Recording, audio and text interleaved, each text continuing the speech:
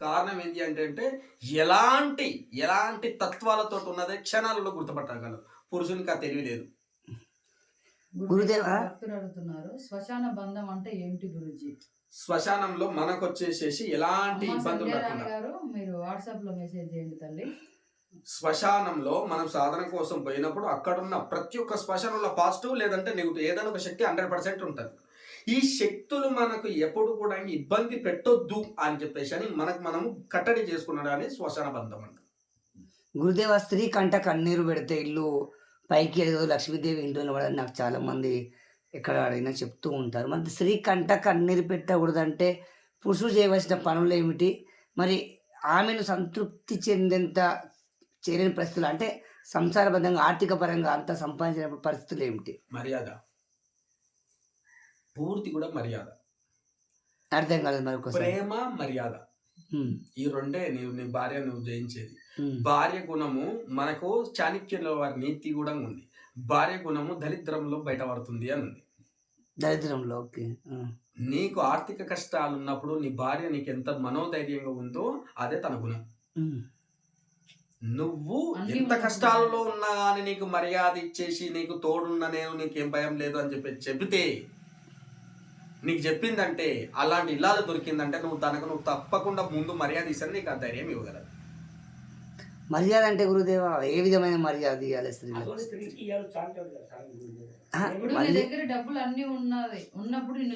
నువ్వు శివ దీక్ష తీసుకున్నావు, నేను కూడా తీసుకున్నావు, నువ్వు శివ దీక్ష తీసుకున్నావు. అవును. శివుడు పార్వతికి ఎలాంటి మర్యాద ఇచ్చిండో నువ్వు నీ భార్యను శివుడు అయి ఫీల్ అవ్వు, నీ భార్యను పార్వతీదేవిలాగా ఫీల్ అవ్వు. శివుడు ఎలాగైతే అర్ధనారీశ్వరంగా సగం శరీరం ఇచ్చి మర్యాద ఇచ్చిండో నువ్వు నీ భార్యకి మర్యాద. తను చెప్తుంటే కార్యేషు దాసి కర్ణేషు మంత్రి బోధేషు మాత శయనేషు రంభ. నువ్వు కార్యంలో దాస్యం చేస్తుంటే దాస్యం తీసుకున్న తర్వాత నువ్వు ఎలా రియాక్ట్ అవుతున్నావు? కర్ణేషు మంత్రి, నువ్వు ఏదైనా ఒక కారణంగా ఏదైనా ఒక కార్యక్రమం చేస్తుంటే తనకు నువ్వు మర్యాద ఇచ్చి తనకు నువ్వు ఇచ్చే సలహాలకు ప్రతిస్పందిస్తున్నావు. నీకేం చదువుకో, ఇంట్లో పప్పు మాడిపోతుంది, తిప్పేపో, లడ్డూలేపో, ఈ వడయాలేపో, భోజనం ఏం చేస్తున్నావు, పిల్లలకు మూతులు కడుగు, ముడ్లు కడుగు, బట్టలు ఉతుకు, వంట చేయి, ఇట్లా వాడుతున్నావా? మనం చేస్తున్న ఏదైనా పని ఉంటే ఆ పనికి నువ్వు ఎంత మర్యాద ఇస్తున్నావు, ఆ పని నుంచి వచ్చే మంచి ఏంది చెడేంది ఆ స్త్రీమూర్తికి నీ భార్యకి నువ్వు ఎప్పుడైతే మర్యాద ఇవ్వడం మొదలు పెడతావో నీ జీవితం అంతనే మారుస్తుంది. మనకు చాణక్యుల వారు విశేషంగా చెప్పారు, స్త్రీకి పురుషుని కన్నా 2 ఇంతలు ఆకలి ఎక్కువ, 4 ఇంతలు బుద్ధి ఎక్కువ, 8 ఇంతలు కామం ఎక్కువ స్త్రీకి. అందుకోసం చెప్పేసి అని ఈ మనకన్నా 2 వింతలు మనకన్నా ఏది కటపినా మనకన్నా 2 ఇంతలు ఎక్కువ బుద్ధి ఉన్న స్త్రీమూర్తికి నువ్వు ఎప్పుడైతే మర్యాద ఇస్తావో తను నీ జీవితంలో అత్యంత ఉన్నతంగా ఎదిగిస్తాను. నేను ఎదిగిస్తుంది, మామూలుగా ఎదిగించదు. పైకి వెళ్తాను, చాలా స్థాయిలో పైకి వెళ్తావు. స్త్రీకి అందుకోసం చెప్పేసి మనకు వచ్చేసేసి ఇప్పుడు వచ్చేసి ప్రపంచం విపరీతంగా తిరుగుతుంటది. మనకు వచ్చి మనుస్మృతి అదే అయింది ఇదైంది అని చెప్పేసి అని నీకు మంచి నచ్చితే మంచి తీసుకోలేదు, లేదు అది వేరే విషయం. ఎత్ర నార్దేంచు పూజంతే రమంతే తత్ర దేవత. ఎక్కడైతే స్త్రీని నువ్వు మర్యాద పూర్వకంగా నువ్వు పూజిస్తావో, పూజించాలంటే నువ్వు దీపం పెట్టి వేయాల్సిన అవసరం లేదు, మర్యాద పూర్వకంగా నువ్వు ఎప్పుడైతే అభిమానిస్తావో అక్కడనే సర్వదేవతలు ఉంటారు. గురుదేవ, ఇంకొకటి, ప్రతి ఒక్క స్త్రీ భర్తకు చెప్పుకున్నా గానీ ఎందుకు ఆందోళనగా చూస్తారు, కామ రూపంగా ఎందుకు కనపడుతుంది, మంచి అయినా చెడు అయినా, దీన్ని కూడా వివరణ చెప్పాలి గురుదేవ. ఇంకో అర్థం కాలేదు. అంటే ఇంట్లో భార్య భర్తకు ఏది చెప్పుకున్నా భయం పడుతుంది, నేను అన్ని చెప్పుకుంటే నా పిచ్చితల్లి నేను చూసిన 100కి 98% అక్రమ సంబంధాలు కేవలం పరస్పరంగా కమ్యూనికేషన్ గ్యాప్ వల్లనే వచ్చింది. ఇలా రోజు అడుగుతున్నారు. మనకేముంది శాస్త్ర ప్రమాణము? మనకు శయనేషు రంభవరు దేవవేశ్య. దేవవేశ ఎట్లా ఉంటుంది, తన పురుషునికి ఎలాంటి సుఖం కావాలో అలాంటి సుఖం ఇస్తుంది. పరస్పరంగా మనకు వచ్చేసి వాత్సాయనుడు రాసిన కామసూత్రాన్ని సంపూర్ణంగా అర్థం చేసుకోండి.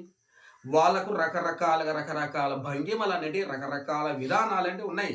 మనకు కామశాస్త్రం వివరంగా విశేషంగా చెప్పింది. సుతిమెత్తంగా రక్కండి, సుతిమెత్తంగా కొరకండి, సుతిమెత్తంగా గిల్లండి, సుతిమెత్తంగా వచ్చేసి సంపూర్ణంగా కూడా స్త్రీని రమింపజేయండి. తను పూర్తి కూడా యోని నుంచి సంపూర్ణంగా కూడా ద్రవాలు రసాయనాలు సంపూర్ణంగా రిలీజ్ అయిన తర్వాత స్త్రీ బాడీ హీట్ కావడానికే దగ్గర పురుషుడు 17 నిమిషాలు పూర్తి కూడా ఫోర్ ప్లే చేయాలి. చేసిన తర్వాత తను పూర్తి కూడా సెక్స్కి స్టార్ట్ తర్వాత నేను బాగున్నా అని చెప్పేసి అనుకున్న తర్వాత రమించినప్పుడు మాత్రమే స్ఫూర్తి కూడా స్త్రీ సంపూర్ణమైన తృప్తి పొందుతుంది. వీడు పోయిండు 2 నిమిషాలు ఏదో ప్రపంచాన్ని పీక్ పడేసిన అని చెప్పి చేసిండు, వచ్చిండు, అయిపోయింది. దీంట్లో వల్లనే అక్రమ సంబంధాలు వస్తున్నాయి 98%. కేవలం కమ్యూనికేషన్ గ్యాప్ వల్ల. ఈడ ఏమవుతుంది అని చెప్పేసి అంటే స్త్రీ సంపూర్ణంగా నేను ఎలాంటి విధానాలు అయితే నాకు నచ్చుతాయని చెప్పేసి అని నేను చెబితే పురుషుడు నా భర్త కనుక ఏమనుకుంటాడు అని చెప్పేసి ఒక భయం. పురుషుడు నాకు కావాల్సినట్టు నాకు చెబితే తను ఏమనుకుంటుందా అని చెప్పేసి అని ఇతనికి ఒక భయం. ఒకవేళ స్త్రీ పుసుకున్న వచ్చేసి చెప్పినా కానీ ఇప్పుడు వచ్చేసి ఇంద్రజాలం మన చేతిలోనే రకరకాలు ఉంది. నీకు ఇది ఎట్లా తెలుసు అని అడుగుతాడు వీడు పోయి కోతి పనులు బయట చేస్తే ఏం లేదు. ఈ పిల్లకి ఏదో జ్ఞానంగా తెలిసినంత మాత్రం అడిగితే నీకు ఇదెంత తెలుసు అంటే వీడు మొత్తం ఉన్న కాడికి వీడే తెలియకలోడు, ఇంకేమి తెలియలేదు ఈమెకి. ఈ భ్రాంతి నుంచి ఫస్ట్ బయటికి రావాలి. తన భార్యకి ఎలాంటి విధానాలతోటి తను ఆశపడుతుంది, ముద్ద కావచ్చు, తర్వాత బెడ్ కావచ్చు, ఏదైనా వేసుకున్న తర్వాతనే ఇప్పుడు కూడా వచ్చేసి వీడియో పక్కన ఉంటాడు, పక్కింటోడు లైన్ వేస్తాడు, వాటితో వచ్చేసి మొత్తం ఉన్న కాడికిగా 108కి 198% కేవలం కమ్యూనికేషన్ గ్యాప్. స్త్రీకి నేనున్నా కదా, నా పని ఏంది, అందరితోటి నేను మాట్లాడమే కదా, నేను చూసిన కాడికి నేను చెప్తున్నా 100% పురుషాహంకారంగానే అమ్మాయి పక్కకు వస్తుంది. కేవలం ప్రేమ కోసం. ప్రేమ ఇచ్చిన తర్వాత వాడు సంధిస్తూ ఉంటాడా? పురుషాహంకారం 100%. నీకేం తెలియదు, ఇంట్లో ఉండు, నేను తెచ్చి పెడుతున్న ఉండు, తిన్న తర్వాత కావాల్సిన షాన్ ఉంటాయి. గురుదేవ, సమయం చాలా అయింది. చివరి ప్రశ్న. నేను గత కొద్ది సంవత్సరాల నుంచి కూడా మిమ్మల్ని అంటే గమనిస్తూనే ఉన్నాను. మీ లోపట అంటే చాలామంది స్వామీజీలు నేను ఎన్నో రకాల ప్రశ్నలు తింటాను. వాళ్ళకు అంటే వారి ఉన్న రీతిలో స్పందించలేకపోవచ్చు.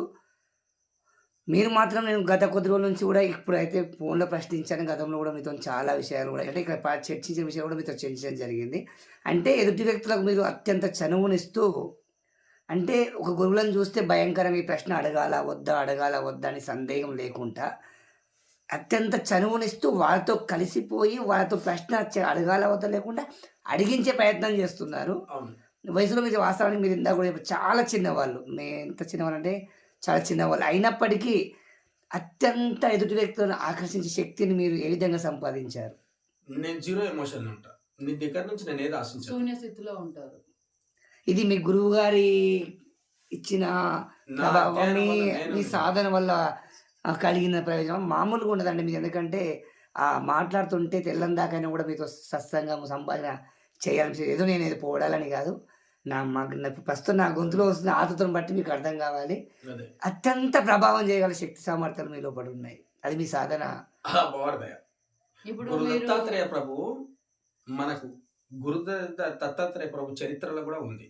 గురు దత్తాత్రేయ ప్రభు 2 రకాలు: సంపూర్ణమైన మౌనం, వాక్పటుత్వం. 2 కూడా దత్తాత్రేయ ప్రభువే. నువ్వే ప్రశ్న నెయ్యి, ఆ ప్రశ్న నువ్వు ఏ సమయంలో నెయ్యి, ఆ సమయానికి ఆ సరస్వతి వాగ్దేవత దత్తాత్రేయ పలికిస్తాడు. మహానుభావులు జై గురుదేవ దత్త, అది నాది కాదు.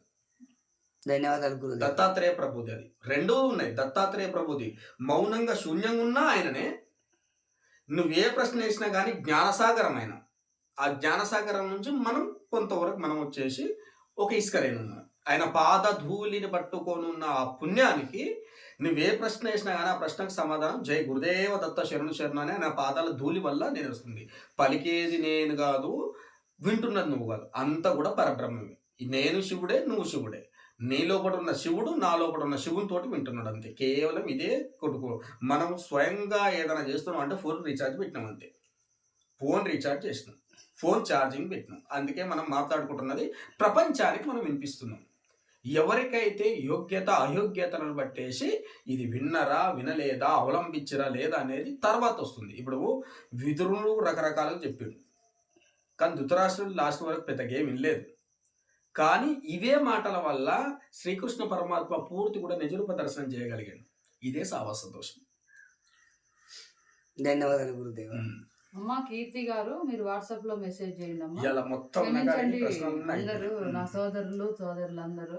సజ్జన సాంగత్యం సమయం ముగిసింది. మరలా రేపు ఇదే సమయానికి మీరు జవాబులు అడగండి, ఖచ్చితంగా మేము చెప్తానికి ట్రై చేస్తాం. గురుదేవ్ అయిపోయింది, గురుదేవ సమయం.